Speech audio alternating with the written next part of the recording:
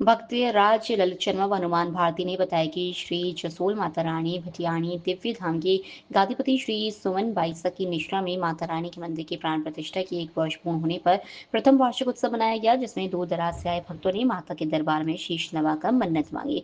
इस दौरान भजन कलाकार हितेश सिसोदिया व अन्य भजन गायक ने एक से बढ़कर एक भजनों की प्रस्तुति दी। इस कार्यक्रम में विश्व हिंदू परिषद के किशन प्रजापति, स्थानीय जनप्रतिनिधि एवं शहरवासी सहित कई श्रद्धालु मौजूद थे। लोकल से लेकर ग्लोबल तक की खबरों के लिए देखते रहिए सच्ची रिपोर्ट। पाली के नवनियुक्त पुलिस अधीक्षक आईपीएस आदर्श सिंधु ने आज कार्यभार संभाला। वे दिल्ली से स्थानांतरण होकर पाली आए। एसपी कार्यालय पर अतिरिक्त पुलिस अधीक्षक विपिन शर्मा के नेतृत्व में पुलिस अधिकारियों ने उनका वेलकम किया, स्वागत किया। उसके बाद पाली एसपी सभी अधिकारियों से मिले और परिचय लिया। पाली एसपी ने एसपी ऑफिस में बने साइबर सेल परिवादी कक्ष का निरीक्षण किया। सभी पुलिस अधिकारियों से मुलाकात कर परिचय लेते हुए क्राइम ब्रांच के बारे में जानकारी ली। उन्होंने कहा कि युवाओं में बढ़ रही नशे की लत प्रवृत्ति को देखते हुए नशे के कारोबारियों को पकड़ने गुजरात जा रहे अवैध शराब सप्लाई चेन को तोड़ना, साइबर अपराध पर लगाम लगाना, जिले में क्राइम पर लगाम लगाना उनकी प्राथमिकता रहेगी।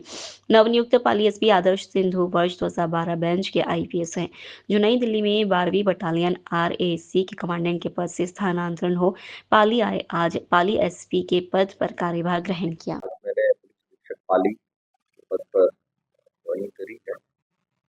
पाली वासियों को हम आश्वस्त करते हैं कि एक बेहतर और सुरक्षित पुलिसिंग हम देंगे और हमारा जो ध्येय है पुलिस राजस्थान पुलिस का आमजन में विश्वास अपराधियों में है तो साधेंगे। एक अच्छे और बेहतर पुलिस सेवा देना यही हमारा लक्ष्य रहेगा। तो मुद्दे आपने उठाए वो ऑलरेडी पुलिस के टारगेट पे है, इसके अंदर संगठित अपराध, खासतौर पे तस्करी, एनडीपीएस की, शराब की तस्करी, अपराध साइबर क्राइम, बच्चों महिलाओं के प्रति जो जघन्य अपराध होता है उसका उसको रोकना और त्वरित अनुसंधान, ये 3-4 हमारी प्रायोरिटीज ऑलरेडी टारगेट्स हमारे डिसाइडेड हैं, उसको सक्रियन और अच्छे तरीके से हम करेंगे। साथ ही जो नए कानून सरकार द्वारा लागू किए गए थे उसका सुरक्षा पालना ग्राउंड पे हम करें, जिससे कि जो नए कानून का जो मोटो है कि आमजन को सरल तरीके से न्याय जल्दी मिल पाए, उसका इम्प्लीमेंटेशन अच्छा करके हम न्याय व्यवस्था को अपग्रेड करेंगे। प्रशासन, पुलिस, जुडिशरी, कम्युनिटी, समाज सब मिलकर हम एक अच्छी बेहतर पुलिसिंग पाली वासियों को देंगे, ये हमारा लोकल से लेकर ग्लोबल तक की खबरों के लिए देखते रहिए सच्ची रिपोर्ट। मारवा जंक्शन के राणावास में श्री जैन श्वेतांबर तेरापंथ मानव हितकारी संघ विद्या भूमि राणावास संस्था की वार्षिक साधारण सभा की बैठक का आयोजन संस्थान के अध्यक्ष पी मोहनलाल गादिया की अध्यक्षता में किया गया। मंगलाचरण के साथ परम पूज्य योग्य प्रधान गुरुदेव आचार्य श्री महाश्रमण जी के पावन वंदना कर बैठक की शुभारंभ की गई। बैठक में संस्थान के विकास एवं प्रगतिशील कार्यों के बारे में प्रगति रिपोर्ट की जानकारी ली गई। बैठक को संबोधित करते हुए अध्यक्ष मोहनलाल ने बताया कि संस्थान की इस वर्ष की संपूर्ण गतिविधियों भामाशाह के सहयोग प्रगतिशील कार्यों के बारे में चर्चा की गई और भामाशाह द्वारा इस संस्था को सहयोग करने पर उनकी सराहना की गई एवं विकास कार्यों की विस्तृत जानकारी बैठक में दी गई। संस्थान के निदेशक जबर सिंह राजपुरोहित ने बताया कि वार्षिक साधारण सभा में देश के कोने कोने से इस संस्थान से जुड़े सभी पदाधिकारी ने बैठक में हिस्सा लिया। बैठक में 11 सितंबर को अहमदाबाद चातुर्मास में गुरुदेव आचार्य श्री महाश्रमण जी के पावन सानिध्य में आयोजित कार्यक्रम को अंतिम रूप दिया गया। सर, आज जो साधारण सभा की संस्था की बैठक आयोजित की गई थी उसमें क्या मंथन किया गया? सादर जय जिनेंद्र, मैं सुनील बाफना अभी मंत्री के रूप में अपनी सेवाएं संस्थान को प्रदान कर रहा हूं। ये संस्थान 1944 आज़ादी से पहले की शुरुआत है और काफ़ी लोगों का इसका चिंतन मंथन इस संस्थान में लगा हुआ है, खासकर काका केसरीमल जी साका, और उसके बाद में काफ़ी लोगों ने इस संस्थान को नई ऊंचाइयों तक गति प्रदान की थी। एक ज़माने में ये संस्थान हार्वर्ड यूनिवर्सिटी ऑफ लंदन कहलाता था। आज साधारण सभा थी और साधारण सभा में पिछले 1 साल से जितने भी नवीनीकरण हुए हैं, क्योंकि आजकल क्वालिटी का ज़माना है और एम्बियंस का ज़माना है। जो क्वालिटी हम आज शिक्षा में देना चाहते हैं, उस क्वालिटी को इम्प्रूव करने के लिए, नेक से जुड़ने के लिए, एनआरएफ से जुड़ने के लिए और जो न्यू एजुकेशन पॉलिसी आ रही है उस तरफ बढ़ने के लिए हमने चिंतन मंथन किया। और आज की साधारण सभा में विशेषकर आने वाले समय में इस रूरल एरिया में जो सेवाएं ये संस्थान प्रदान कर रही है लगभग पिछले 80 सालों से, उसमें एक नया अध्ययन जोड़ते हुए हम नए बीएड कॉलेज में एडिशन और जो रेगुलर एसजेटी कॉलेज है उसमें भी एडिशनल कोर्सों को ध्यान में रखते हुए आगे एक इंग्लिश मीडियम सीबीएसई स्कूल का भी निर्माण प्रायोजित है। आने वाले समय में 11 दिसंबर में गुरुदेव का पदार्पण है यहाँ पे। उनके चरण कमलों से हम लालायित है, उनकी अपेक्षा करते हुए उनके पगले पड़ते ही संस्थान में एक नया जोश की वृद्धि होगी और इस संस्थान को नया स्वरूप देखने को मिलेगा। मैं इसी आशा के साथ इस संस्थान के प्रति और सब अपने मेंबर्स जो इस संस्थान से जुड़े हुए सबके प्रति मंगल कामना करते हुए सबसे संस्थान से जुड़ने के लिए अपेक्षा करता हूँ। ओम अरहम। Yes sir. जय जिनेंद्र। मैं मोहन गादिया, जैन सितंबर तेरापंथी मानव हितकारी संघ राणावास के अध्यक्ष। आप सबको ये जानकारी देना चाहता हूँ कि आज राणावास में साधारण सभा का आयोजन किया गया। उसमें पूरे भारतवर्ष से लगभग 100 सदस्यों ने भाग लिया। उसमें संस्था के वर्तमान नवीनीकरण के बारे में चिंतन किया गया। भविष्य में नई योजना का भी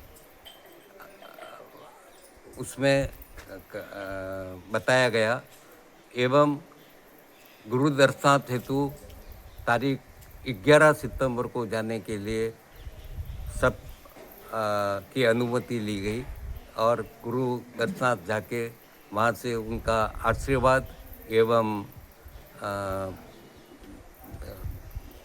वहाँ से जो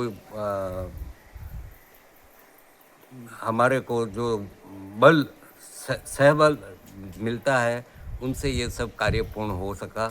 इसके लिए मैं गुरुदेव के प्रति भी कृतज्ञता करता हूँ और इन सब कार्यों में हमारे सभी इकाइयों के प्रधानाचार्य एवं अध्यापकों का पूर्ण सहयोग रहा।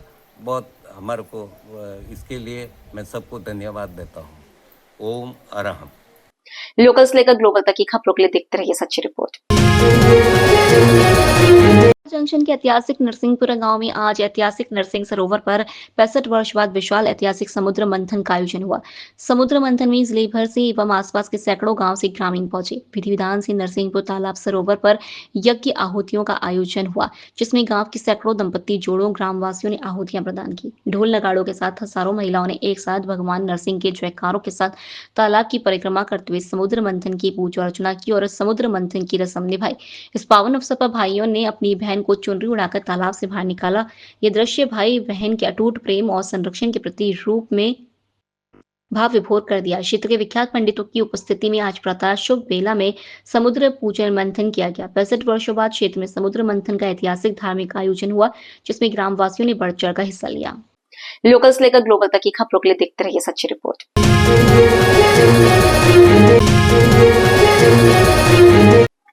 आज दिनांक 5 सितंबर 2025 की प्रातः जनपद बिजनौर के धामपुर नगर में मुस्लिम समाज के द्वारा जश्न ईद मिलादुन्नबी व जुलूस मोहम्मदी बड़ी धूमधाम के साथ निकाला गया। वहीं जुलूस मोहम्मदी बड़ी धूमधाम के साथ निकाला गया, जिसमें हजारों की संख्या में मुस्लिम समुदाय के लोगों द्वारा भाग लिया गया। जुलूस में युवक इस्लामिक ध्वज के साथ साथ राष्ट्रीय ध्वज भी लहराते हुए चल रहे थे। आज प्रातः नगर धामपुर के मोहल्ला बंदू कुचियान स्थित जामिया नूरिया मस्जिद पर भारी संख्या में मुस्लिम समाज के लोग की भीड़ जमा हुई, जो बाद में जश्न ईद मिलादुन्नबी पर जुलूसे मोहम्मदी में परिवर्तित होकर ऊंची मस्जिद, mobile market, Zakir Hussain road, Subhash चौक, नगीना चौक, मुसाफिर खाना मोहल्ला, पहाड़ी दरवाजा से होते हुए पुनः मोहल्ला बंदूकंचिया धामपुर स्थित जामिया नूरिया मस्जिद पर पहुंचकर समाप्त हुई। जुलूस में पुलिस क्षेत्राधिकारी धामपुर अभय कुमार कोतवाली, प्रभारी निरीक्षक थाना धामपुर राजेश चौहान कानून व्यवस्था बनाए रखने की दृष्टि से पुलिस बल के साथ उपस्थित रहे।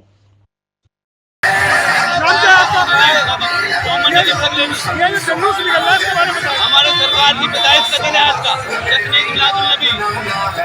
आज के दिन हमारे आका तशरीफ लाए थे और सारा जमा चमका दिया था। हमारे सरकार सल्लल्लाहु अलैहि वसल्लम का आज का दिन पैदाइश हुई थी और उनकी खुशी में हम ये विलादत मनाते हैं उनकी। जश्न मिलादुन्नबी जिंदाबाद। ये जुलूस कहाँ से निकलता है? कहाँ शुरू होता है? ये मोहल्ला वहाँ से बंदूक चियान से निकलता है और उधर से फिर मलकन रोड, फिर मछली बाजार, फिर अफगान मोहल्ला, फिर मुसाफिर खाने से होते हुए पुराने धाम से पहले ही जो मोड़ आता है उधर से मुड़ जाते हैं। पुराने धाम पे से आते हैं, उधर से रहते हुए फिर महल सराय की तरफ से जाने होते हुए पुरानी तहसील की तरफ चले जाते हुए मुसाफिर खाने तक पूरा हो जाता है। ये लोकल से लेकर ग्लोबल तक की खबरों के लिए देखते रहिए सच्ची रिपोर्ट। मारवा जंक्शन क्षेत्र में ईद मिलादुन्नबी पर्व हर्षोल्लास के साथ मनाया जा रहा है। उपखंड मुख्यालय पर आम मुस्लिम कमेटी सदर अबरार मीर, सेक्रेटरी हारून पठान, निसार मोहम्मद के नेतृत्व निर्देशन में ईद मिलादुन्नबी पर्व का ऐतिहासिक जुलूस निकाला गया। जामा मस्जिद से शुरू हुआ ऐतिहासिक जुलूस नगर के सिंधी बाजार, मारवाड़ी बाजार, आहुआ रोड, अस्पताल रोड होते हुए पूरी नगर से गुजरा। तरह तरह की झांकियों से सजा पैगंबर हजरत मोहम्मद साहब जन्म दिवस जुलूस में आसपास अनेक ग्रामों से मुस्लिम समाज सम्मिलित हुए। आम मुस्लिम कमेटी द्वारा मारवाड़ जंक्शन के थानाधिकारी भारत सिंह रावत एवं उपखंड प्रशासन के अधिकारियों का माला एवं साफत द्वारा बहुमान किया। ईद मिलादुन्नबी पर्व को लेकर मुस्लिम समाज में उत्साह देखा गया। हजारों की तादाद में मुस्लिम समाज की मौजूदगी ने जुलूस निकाला। लोकल से लेकर ग्लोबल तक की खबरों के लिए देखते रहिए सच्ची रिपोर्ट। व्यापार एवं उद्योग मंडल के स्नेह मिलन समारोह एवं अध्यक्ष का चयन गुरुवार को फालाना रोड स्थित मंडोवर भेरूजी मंदिर प्रांगण में उत्साह और उमंग के साथ आयोजित हुआ। स्नेह मिलन समारोह निवर्तमान अध्यक्ष विनोद सोलंकी की अध्यक्षता में आयोजित हुआ। स्नेह मिलन समारोह एवं नवीन अध्यक्ष चयन को लेकर गुरुवार को नेहरू रोड और पुलिस थाने से लेकर विवेकानंद बस स्टैंड से मेन रोड होते हुए मुख्य चौराहा तक के अलावा Falna road, Jalore road, Sumerpur road के सभी व्यापारियों ने अपनी अपनी प्रतिष्ठान बंद कर स्नेह मिलन समारोह में उपस्थित देकर पूर्ण रूप से सफल बनाया है। बैठक में मुख्य रूप से निवर्तमान अध्यक्ष के 3 वर्ष का कार्यकाल पूर्ण होने पर सभी सदस्यों द्वारा सार्थक चर्चा का सुझाव व सलाह पर विचार विमर्श के बाद उपस्थित करीब 400 व्यापारी बंधुओं ने सर्वसम्मति से सर्वप्रथम व्यापार उद्योग मंडल के संरक्षण पद पर अमित चंद सोनी और रूपाराम प्रजापत दोनों नाम की घोषणा की गई। इसी प्रकार मंडल के कार्य समिति अध्यक्ष फूलचंद लखारा के नाम की घोषणा की गई। तत्पश्चात मंडल के सतर्कता समिति अध्यक्ष पद पर नवराम प्रजापत के नाम की घोषणा हुई। वहीं मंडल के वरिष्ठ उपाध्यक्ष पद पर पंडित भंवरलाल लोहार की नियुक्ति के बाद अंत में मंडल के नए अध्यक्ष पद पर चंपालाल कुमावत को सर्वसहमति से नियुक्त करने पर सभी व्यापारियों ने एक ही मत से सहमति जताई। सभी पदाधिकारियों की नियुक्ति के बाद समस्त व्यापार मंडल के सदस्यों द्वारा पूर्व अध्यक्ष विनोद सोलंकी सहित सभी नवनीत पदाधिकारियों का साफा एवं माला पहनाकर बहुमान किया गया। इस ऐतिहासिक समय मिलन समारोह के अवसर पर मंच संचालन कर रहे पंकज परियार एवं भूपेंद्र जोशी ने उपस्थित सभी व्यापारी बंधुओं से मंडल के सभी स्थायी सदस्यों के लिए पर्सनल एक्सीडेंट पॉलिसी लेना, चौकीदारों की नियुक्ति, सदस्यों के लिए ID कार्ड बनाने की जानकारी दी। साथ ही इस मौके पर पूर्व अध्यक्ष विनोद कुमार सोलंकी का भी अभिनंदन किया गया। व्यापारियों ने उनके 3 साल के सफल कार्यकाल की सराहना की और संगठन को मजबूत बनाने का संकल्प लिया। नवनियुक्त अध्यक्ष चंपालाल कुमावत ने कहा कि वे सभी व्यापारियों के सहयोग से संगठन को मजबूती देंगे और समस्याओं के समाधान के लिए प्राथमिकता से कार्य करेंगे। आयोजित स्नेह मिलन समारोह के दौरान हाल ही में मंडल के सदस्य हरिलाल कुमावत के सुपुत्र की नर्सिंग ऑफिसर में नियुक्ति होने पर उनका माला पहनाकर बधाई एवं शुभकामनाएं दी गईं। वहीं मंडल कोष में दिनेश मेवाड़ा द्वारा 11,000 रुपए की सहयोग राशि देने की घोषणा एवं आगामी स्नेह मिलन समारोह का समस्त खर्च मंच जयराम कुमावत द्वारा घोषणा करने पर उनका भी सम्मान किया गया। अंत में नवनियुक्त मंडल अध्यक्ष द्वारा भेरूजी महाराज को चूरमे का भोग लगाकर सभी व्यापारी बंधुओं ने प्रसादी का लुत्फ उठाया। 3 वर्ष पूर्व हमने इसकी स्थापना की थी, व्यापार और उद्योग मंडल की। आज 3 वर्ष पूरे हो गए। इस संबंध में आज हमारी मीटिंग हुई थी और सर्वसम्मति से नए अध्यक्ष का चुना हुआ। संपालाल कुमावत हमारे नए अध्यक्ष के रूप में स्थापित हुए हैं और कार्य समिति के रूप में लखाराम जी है और 3 अन्य जो समितियां हैं उनके भी अध्यक्ष आज नियुक्त हुए। व्यापार को लेकर कोई चर्चा रही क्या? व्यापार को बढ़ाने के लिए विभिन्न चर्चाएं हुई, विभिन्न सुझाव भी आए हैं मीटिंग में और इसको लेकर अभी जब नई कार्यकारिणी बनेगी उसमें हम इसको विस्तार रूप में लेके प्रस्ताव बना के आगे बढ़ेंगे। सभी व्यापारी आए थे क्या? बिल्कुल, आज सभी व्यापारियों ने मार्केट 3 बजे के बाद बंद रखकर सभी व्यापारी इस मीटिंग में पधारे हैं और सभी ने सर्वसम्मति से ये निर्णय लिया है। ठीक। सब व्यापारियों ने मुझे ये अध्यक्ष पद के लिए जिम्मेदारी सौंपी है, इसके लिए उनका आभार प्रकट करता हूँ। और दूसरी बात, व्यापार के संबंधित जितनी मार्केट में समस्या चल रही है, दुकानों को बंद चालू करके जितनी भी प्रॉब्लम है उनकी कार्यकारिणी में निर्णय करेंगे। और भी क्या कोई आज व्यापार को लेकर कोई चर्चा रही? व्यापार को लेकर एक तो जो रात को चोरियाँ वगैरह होती है उसके लिए निगरानी करने के लिए एक तो उसको रोके को बुलाया है, उसके लिए पाबंद किया उसको। रही बात दूसरी, सरकारी कार्यालय में नगर पालिका में किसी भी तरह की समस्या होगी तो पूरा कार्यकारिणी का मंडल वहाँ जाके उन समस्या का समाधान करके लिखित में पत्र व्यवहार करेंगे, अधिकार सरकार को भी लिखेंगे कोई भी समस्या होगी तो। व्यापारियों से क्या अपील करना चाहोगे? व्यापारियों से अपील है एक दूसरे को सहयोग बना के चले और कंपटीशन मार्केट में नहीं करे और बंद चालू को लेके भी एक दूसरे को शिकायत रहती है हमेशा, तो उसके लिए उसका विरोध नहीं करे। ठीक है सर। लोकल से लेकर ग्लोबल तक की खबरों के लिए देखते रहिए सच्ची रिपोर्ट।